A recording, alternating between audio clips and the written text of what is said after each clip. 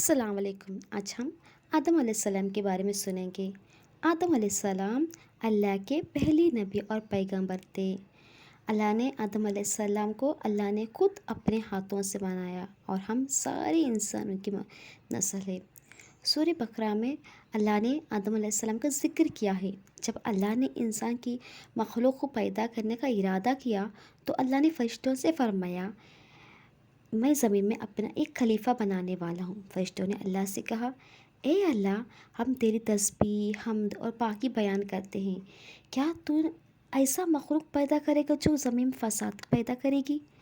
इसके जवाब में अल्लाह ने फरमाया, जो मैं जानता हूँ वो तुम नहीं जानते। फिर आदम अलैहिस्सलाम को अल्लाह ने इल्म से नवाजा और उन्हें कुछ चीज़ों के नाम सिखाए। फिर अल्लाह ने आदम अलैहिस्सलाम को फरिश्तों के सामने पेश किया और फरिश्तों से फरमाया कि तुम बताओ अगर तुम सच्चे हो।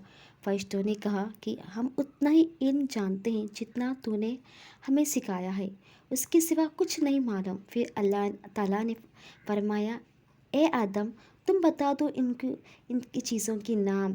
फिर जब आदम उन चीज़ों के नाम बता दिए, फिर अल्लाह ने फरिश्तों से फरमाया, आदम को सजदा करो। तब सब सजदे में गिर पड़े मगर शैतान ने सजदा नहीं किया।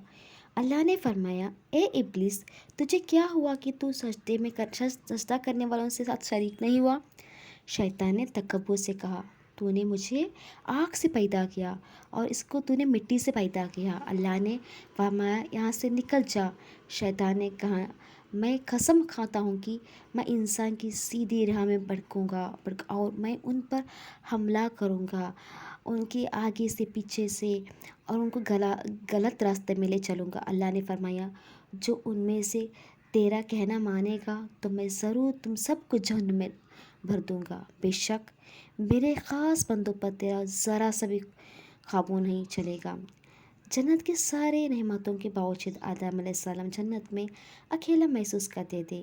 तो फिर अल्लाह ने हव्वा अलैहिस्सलाम को बनाया ताकि आदम अलैहिस्सलाम उनसे सुकून पा सके। अल्लाह ने फरमाया, ए आदम, तुम और तुम्हारी बीवी जन्नत में रहो, फिर जिस जगह चाहे तुम दोनों खाओ, लेकिन उस दरख्त के पास मत जाना वरना तुम जालिमों से हो जाओगे। फिर शैतान ने उन दोनों के दिल में वसवसा डाली और कहने लगा, तुम्हारे रब ने तुम दोनों को इस दरख्त से इसलिए मना किया है कि तुम कहीं फरिश्ते ना बन जाओ और ये खाकर यानी या कहीं हमेशा ज़िंदा रहने वालों से ना हो जाओ। जब आदम अलैहिस्सलाम और हव्वा अलैहिस्सलाम उस दरख्त के फल को खा लिए, उनके सतर की चीज़ खुल गई और वे उन दरख्तों के पत्तों को तोड़ तोड़ कर अपने पर चिपकाने लगे और सतर को छिपाने लगे।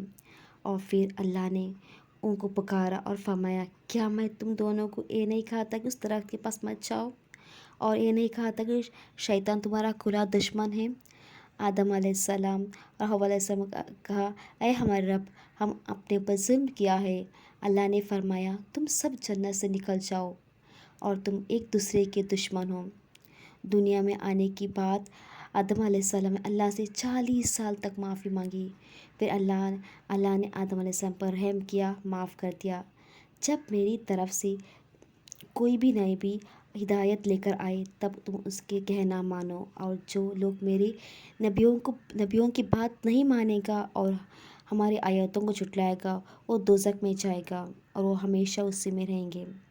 फिर आदम अलैहिस्सलाम दुनिया में रहने लगे। आदम अलैहिस्सलाम तकरीबन 900 साल तक ज़िंदा रहकर वफ़ात पा गए।